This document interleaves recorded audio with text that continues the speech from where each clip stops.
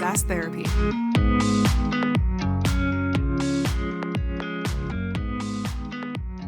Hello, everyone, and welcome to another episode of SaaS Therapy, the show where we help you save your most important business relationships, your customers.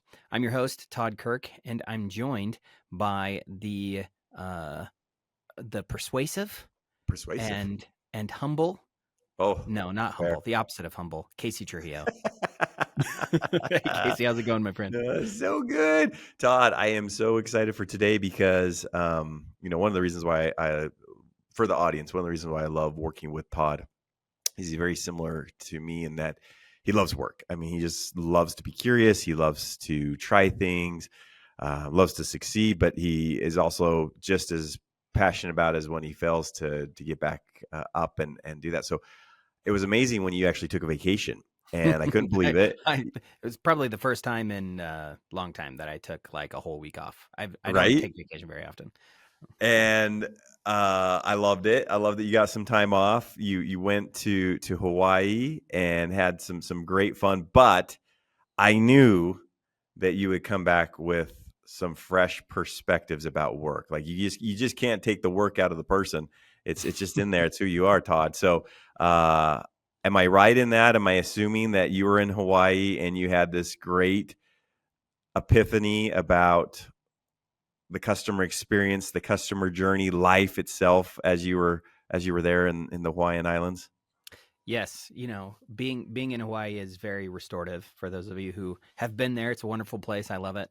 But it's also, I can't help when I'm on vacation, especially if I have downtime where I'm just sitting or thinking. My mind always goes back to work every time. And while we were in Hawaii, I had this really interesting experience. We were staying up in the North Shore of Oahu in Laie, and there's a really famous beach out there called Waimea. And in the wintertime, the waves there are crazy, super, super dangerous. They come in with a massive amount of power. They're about 15, 20 feet high. And the first thing that happened when we got there, right, is we're walking along the beach and they've got signs up everywhere that say, don't go near the water because you'll die, basically. And in fact, the lifeguards, all they did the whole time is they're yelling at people from a bullhorn at the lifeguard station if people got too close, because people will go down with their little kids, like let their feet splash in the water. They're like, no, you don't understand. Like this water is so powerful to suck you in, So what was wild though is while we're there, all of a sudden I see a guy in a wetsuit with a surfboard, and he seems to know all the lifeguards. And he runs all the way down to the end of the beach, really close to where the rocks are, and goes out into the water. And I watched him for a long, long time, probably like a solid 45 minutes at least, just sat there and watched him. Because what happened first is to get out to an area where he could surf, it looked like it was 400 yards, right? So that's on its own right really far. I mean, like I'll say close to half a mile out there. Like he was way out there. But he paddled out through waves that were 15, 20 feet high and extremely powerful and chaotic. And the first thing that I noticed was that when he went out from the beach. So the wave came in, right? And there's this massive amount of back pull, like this kind of riptide that sucks you out. And he was able to time it perfectly to catch that wave and ride all the way out. And that was probably the first thing that caught my attention. And I was like, what? How did he do that? Most of the time you'd see a wave, at least for me, I'm fighting the waves. I'm rushing into them. I'm hitting them head on. And he wasn't trying to surf the wave. He was trying to use the wave to get out so he could catch the next one. So that was the first thing that caught my attention. And then the second thing that happened is for that 45 minutes, I think he caught a total of 2 waves, maybe 3. And most of the time, he was just sitting out there. And like right on the edge, right where before the waves were breaking, right on the edge of where they were forming, so it wasn't quite as powerful. He just was sitting out there and watching and waiting. And the amount of patience that he had was crazy to me. And when he never got in and tried to catch a wave and missed it. It's just when the wave came and when the wave was perfect, he was ready for it and he hopped in it and he rode it. And the way he rode, I mean, again, these waves are massive, well Yeah. over 20 feet high. Where he was at, they were even bigger, right? So, like, definitely 25, maybe even 30 feet high waves, just massive, massive waves. And when he'd ride them for a minute or two. A lot of times you see people hit a wave and they just start like on and off real quick. He just rode it for a long time. And I just had this thought, there is a lesson there and I don't know what it is. So I wanted to paint the picture for you so you could be there with me, Casey, and help me figure out what is the lesson in there when it comes to how we support our customers, how customers support their end users. What are your thoughts? What are some of the things that catch your attention in that story? Well, I think for me, one of the things that I try to teach is data is just data. I can't tell you about how many QBRs I've been on where the CSM goes into a call and they are super nervous to share the data because they're like, this isn't good. Like and then they come up with 6 or 7 reasons why their usage and adoption isn't the customer's usage and adoption isn't great. And they go through this, they get on the call, they start sharing the data, and the customer's like, wow, this is fantastic. Like, this is so good. I didn't think we were here. And then the CSM, you see them like this wave of relief go through them and be like, oh, okay, yeah, I can see that. And all of a sudden they're on the same side of the table, right? I've also seen CSMs go into a QBR and they have all sorts of crazy great adoption data and usage data. And they share it with the customer, and the customer goes, gosh, that's kind of disappointing. And so the thing that as you're sharing that story is this individual, it sounds like whatever wave was presented to them, they used to their advantage, right? So that wave, that riptide that kills a lot of people every year, is one that person chose to take to get out there in an easier way, right? They didn't go and just brashly hit something. They use the force that was there. So as you said, that was one of the thoughts that came to mind, is data is just data. And no matter how my customer reacts to the data, I can use that information to say, oh, okay, so help me understand more why you're feeling that way, or what about that data made you feel that way, and start to actually have a conversation, because again, data is just data. So that's the first thing that came to mind. Yeah, I love that. I think that was probably the first lesson for me that was really cool when I thought about watching this guy go out into the ocean. Was a lot of times there are things that we panic over or that we think are going to be killers, but Right. there's also an opportunity in those moments. And so your point of like, well, does the data look bad? Well, there's an opportunity. And Yep. how do we see the opportunity in the thing that it gives us the most anxiety and the most fear? So I love that. That's a good takeaway. Let me tell you one of the other takeaways that I had that I thought was really interesting. That so I've used the wave analogy in the past. I did a LinkedIn Yeah. post a few years ago, not a few years ago, maybe last year, around the idea of how when it comes to adoption, you want to be able to catch the wave. And the point of my post in the past was the fact that you want to catch a wave because you can't get anywhere unless you ride the momentum that is already there. So that concept has always made sense to me. But the realization that I had while I was sitting out there watching him was that the waves don't stop. Mm. And I think that is one thing that we can sometimes take the wrong mindset of, this opportunity is the only opportunity. This wave is the only wave. And that's not really true. In fact, even the motion in SaaS over the last couple of years to move to this mindset of like an agile methodology or quick Hmm. sprints and being willing to adjust and change, that really is a reaction to the realization that there is always another wave. And that was my other big takeaway. And I was trying to think, where am I missing the fact that there are lots of waves, and I need to be better about seeing all of those waves. Like the fact that he just sat out there until it was like, this is going to sound like really like dorky or hippie or something, but I felt like his whole mindset was, I have to become one with the ocean. Like I Mm. have to see everything and understand how it's moving. And the fact that he was able to recognize all of this motion and all of this chaos and able to like get order out of it, it was really inspiring to me. And so I wanted to be able to like, how do you see the ocean better? How do you understand the waves better?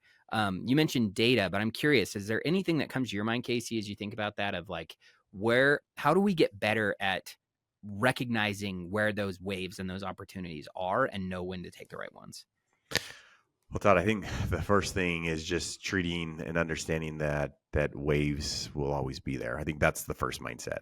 And I'll tell you a quick story. There's an account executive for one of the major SaaS organizations. I mean, they do billions upon billions of dollars.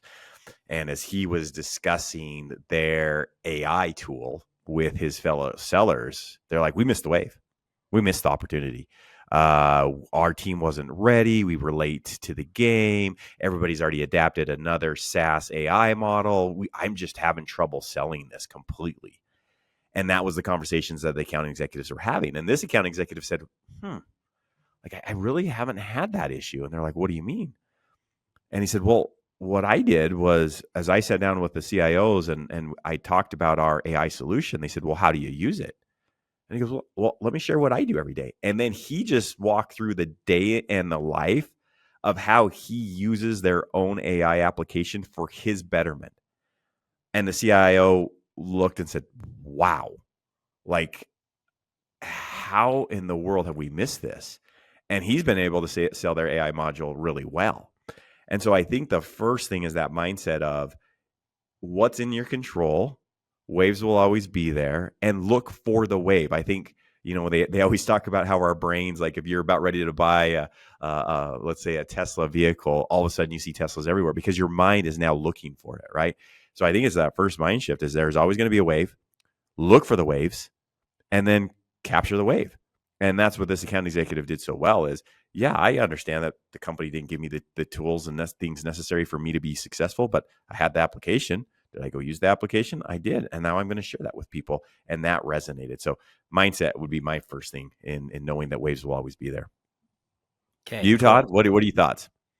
Well, so I love it because I feel like we're starting to identify some lessons here, which is one that we started with the idea of recognizing the being able to ride the opportunities that people don't recognize as opportunities, and you'll get a huge head start and an advantage. Second is realize that there's always going to be another wave. For me, I like the lesson in that, and maybe this is we haven't said this explicitly, so I want to make sure it's clear. For me, the realization that there's always another wave is really comforting, mostly because of the fact that I'm oftentimes feeling super anxious about missing my shot, right? And the thing that is such a great mindset about that is it brings a lot of calm and synergy for your approach to your work when you realize that, like, hey, if I don't catch this wave, there's another wave to catch. Whether, like, as an example, if you're in sales and you've got your pipeline, you've got all your sales, this deal doesn't close or it doesn't come through, or I remember once where I met someone and it took a year and a half before they came back to me and said, hey, I actually am really interested in what y'all do. And I remember at the time when I first met them a year and a half earlier, I thought they don't have any interest in me. They have no idea what we do. They think we're dummies. I don't know what I told myself this like horrible story. Like, hey, I thought this person would be a great leader, great opportunity. Right. And then they ended up fizzling. Well, it turned out that was like, well, that wave came back around. It took a year and a half. Right. But it was like, it wasn't my only shot. The other thing that is interesting is that when it comes to like early in my days with working and helping with change management for Microsoft, one of the things that would happen a lot of times is we would be brought in after a failed launch.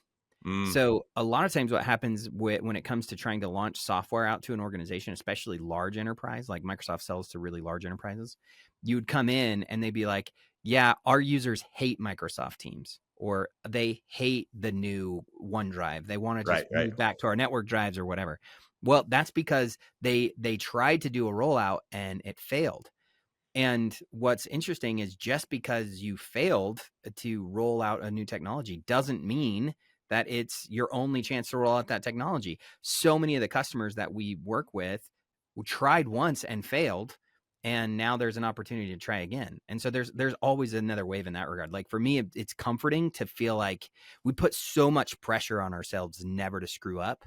And I don't know. For me, it was really cathartic to be like, man, there are so many waves. There's lots of opportunities, and we don't have to stress so much if like one thing doesn't turn out and pan out the way that we want. It's a mindset shift. Yeah. And so one of the things I loved is about the lifeguards. Is the Mm. lifeguards didn't stop this surfer from going out there. They stopped other people, like you said, but they didn't stop the surfer going out there. And of course, I would imagine isn't that this surfer has a ton of cash and has bribed these these lifeguards and saying, "Hey, let me go out there." No, The actually, life, so can I tell you a little? I left this part of the story out.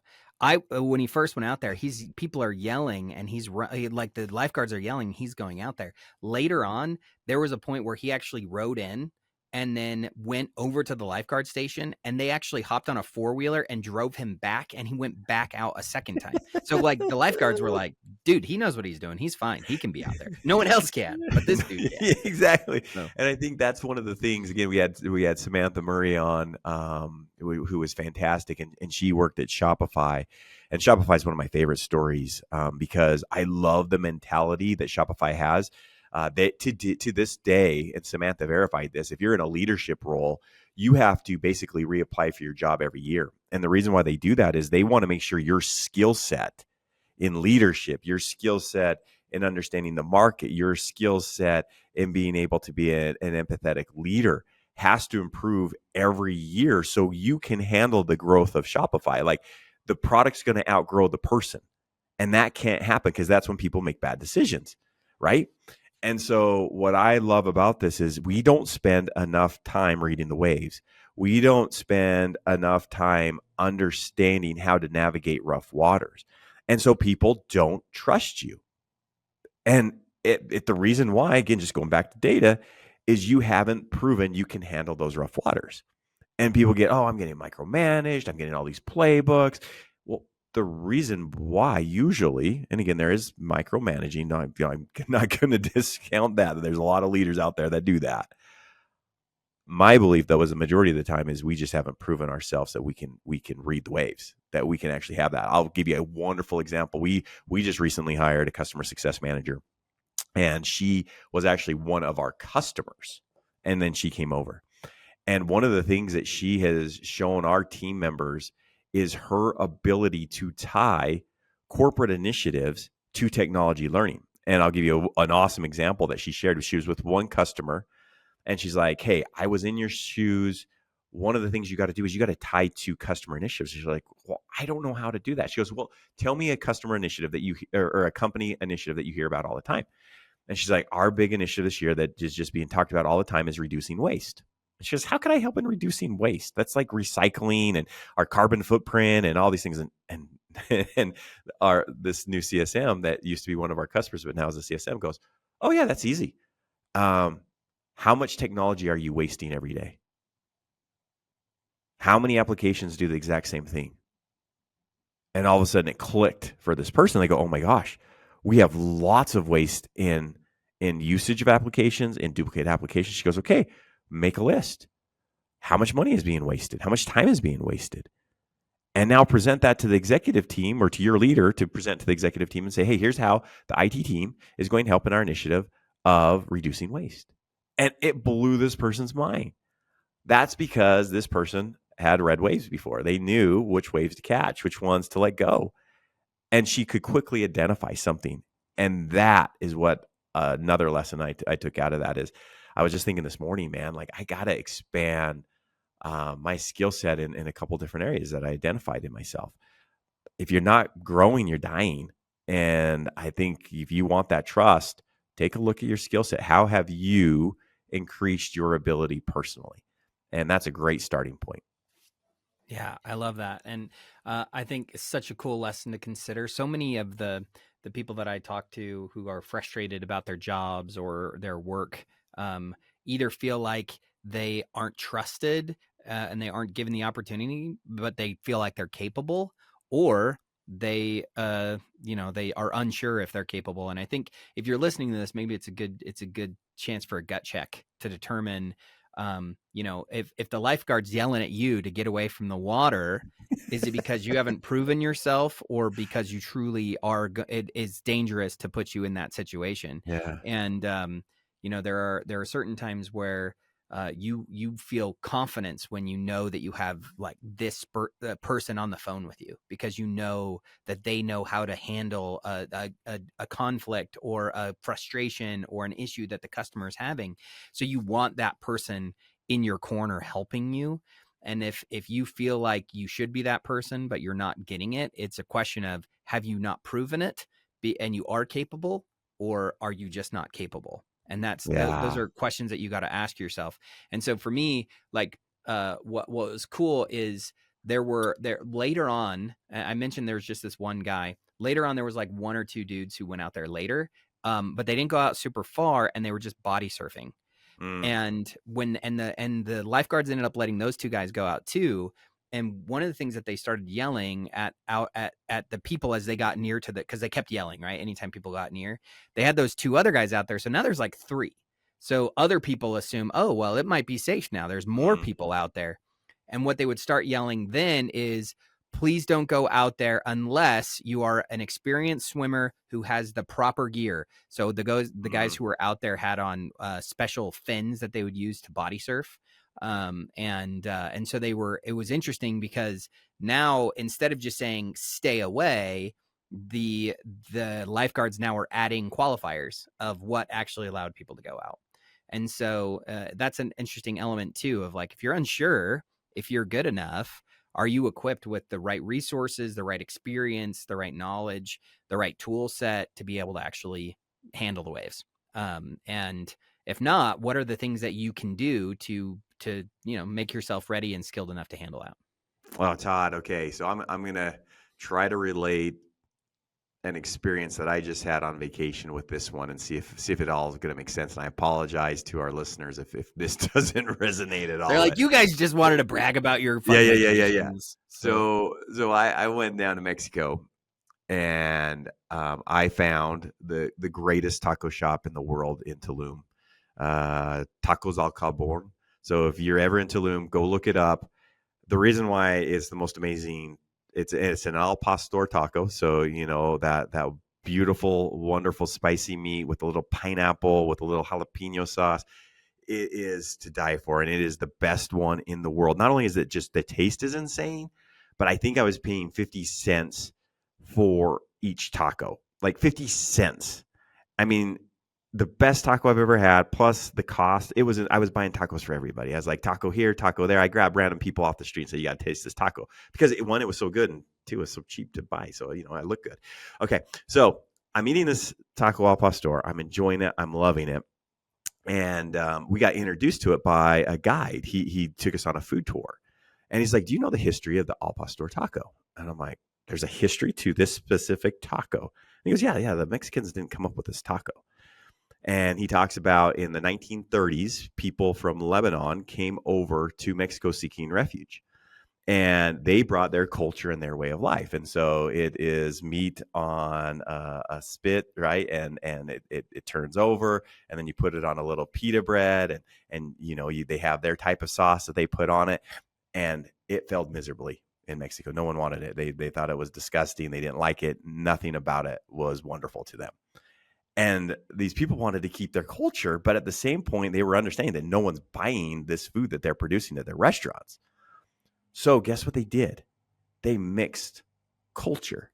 So today, if you go look up how to make an al pastor taco, you'll see that it's on a spit. It's going this way, right? And they pack the meat on, and they grill it the same way that someone in the Middle East would grill their meat. That stayed. But the actual taco, putting a pineapple on it, the different spices that were put on it, Mexico claimed it as theirs and made it unique to them, but kept the best parts. So in regards to a customer experience, I can't tell you how many times I talk to somebody and they're just forcing something down the customer's throat. And the customer's like, that's just not how we do it. And then we have this little saying, laugh in your car or blink if you're listening to this podcast while you're working out.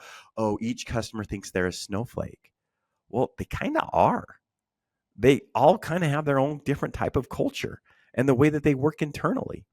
And if we're not conscious enough to understand what the most important part is, and then mix into their culture and help them claim it as their own, then we're not going to succeed. So the same way that those lifeguards were saying you have to have this equipment, they I'm sure they didn't say you have to have all of this equipment, but depending upon what you were doing, hey, in order to really have success, these are the things you're going to want to do and have. I think it's the same type of concept. And as we're thinking about that customer experience, what is the most important thing that they need to do? Again, listen to that Samantha Murray episode. That's her big thing is if there's only one thing your customer could do at the first 90 days, just that one thing, just identify that and focus on getting them to do that. Outside of that, don't worry about anything else. There'll be other waves that are going to come, but make sure you know what is the most important thing for them to do. And in today's experiences, customers' experiences, I again, 9 out of 10, because we talk to a lot of different SaaS organizations, they have so many initiatives, and it is a one size fits all prescriptive way to do it. And if you don't follow it this way, then oh gosh, sorry, you just didn't do it right, and you're losing a lot of people. So that was the insight I had as you were sharing that and combining that with the Taco Al Pastor. It just makes sense. We got to find a way to be able to mix the customer's culture with our culture and the way we want to do it. I love Todd, that. reaction to that? Yeah. So, I mean, I initially wanted to say, well, that's a message about product market fit and that it doesn't fit with my analogy, Casey. That's where I initially wanted to go. But actually, I think it's beautiful. And it's the realization that I had as you were telling that story is that, you know, one of the things that we mentioned was how do you gain the trust of the lifeguard to let you go out into the wave? And part of the way that you prove and get the trust of the lifeguard, or in this case, of your the people who you want to come and eat at your restaurant, is that you show that you know the language of the person who is expert in the needs of that people, that place, that item. And so the people who showed up with the right equipment and knew how to walk into the waves, the lifeguards didn't bother them because just by having the right fins or the right suit or whatever demonstrated that these guys knew what they were doing and the lifeguards didn't worry about them. In your story of the Al Pastor taco, part of the reason why that succeeded was that they were able to adjust and repackage their message in a way that would be palatable to gain the trust of the people who would eat it. Yes. And so to me, like, so much of gaining trust is proving that you speak the language, and speaking the language doesn't necessarily mean that you use the same words. It might be in the way that you present the information and visually. It might be the way that you communicate through your gestures, right? Like, we need to be able to figure out what those are. So Casey, for me, I've loved this discussion mostly because I love whenever I can, especially when I have time to sit and think and allow my mind to make connections that will help me to just really become better at what I do. And so, just real quickly, I thought it might be helpful to just kind of summarize our biggest takeaways. So, well, the one you mentioned at the start that I really like is don't panic about the things that are scary. Reframe them as opportunities. So that's the first thing. Be patient and learn to recognize and see the ocean for what it is so that you can see the opportunities when they present themselves. And then learn how to gain the trust of your audience by proving that you're an expert and by being able to adjust your message and tailor it to the things that they need. Those are the big things that resonated with me in the conversation today. Did I miss any other big ones in this conversation that you took away on top of those? I think the only last thing I would add, and this came from again an insight from Chris Voss, author. Go out and read his books. He's a master at negotiations and helping the people that you work with change the way that they're thinking. But he had something that he just shared, and he goes, "You want to change negotiations and your ability to be a good negotiator? Look at people as human beings. Look at them as just another person across the table that's trying to get a job done, and they're panicking or they're stressed out. And if you can just see them as that, then they're going to feel that. And then as you ask these questions, as you try to identify opportunities that they might not see as opportunities, as you're being patient, as you're doing all these things and trying to bring the right things to them, they're more willing to listen because they know that you're seeing them for who they are and not as you're a red account right now. I got to change that, or there's an upsell opportunity and I need to get that. You're just seeing a person as a person. So Todd, what I think you've done so masterfully in this conversation is you just saw people, and you saw people in their daily lives and what they're doing, and you were able to apply that to your life. And I think if we can just do more of that, of just see people for who they are and the experiences that they're going through, and be curious enough to say, I can learn something. I think that's a wonderful thing for us to be able to do every day. Thanks, Casey. Well, our final question always is of these podcasts is to think through as a therapy session, what would your homework assignment be? For me, the homework assignment that I think would be really helpful for anybody who's listening right now is to take a minute and think about what are the waves in your own life that you have the opportunity to catch. And that could be related specifically to your job as a client success manager or as a customer education person, or just if you want in your personal life. Where are the waves? Where are they in your life? Can you see the waves? That's the first thing. So I want everybody to stop and think, can I see the waves? And then what are the skills that you need in your life once you know what a good wave looks like and you want to catch that wave? What are the skill sets and the resources and the experience that you need to be able to catch that wave every time? So that's my homework assignment, is go figure out what your waves look like and how you know when a good wave exists and what you need to be able to catch the good waves. That's my homework assignment. It's awesome, Todd. I would just add, go ask a coworker those same questions. What are the waves we might be missing?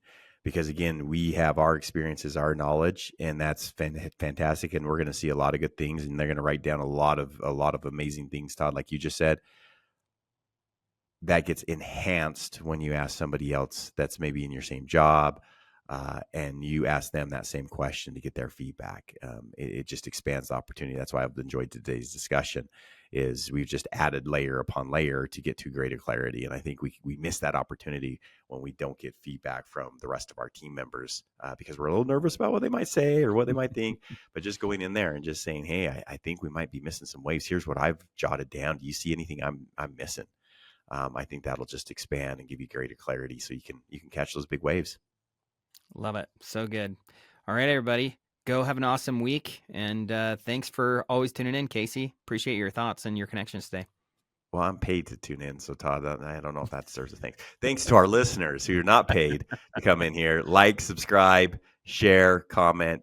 Again, going in, I think, third season and growing. I mean, every day this doubles in numbers, and it's because of you, the audience. So thank you so much for all of your participation. But yeah, like, share, comment, let us know where we can improve. We're more than willing to hear your feedback and what we could be doing better. So thank you, everyone.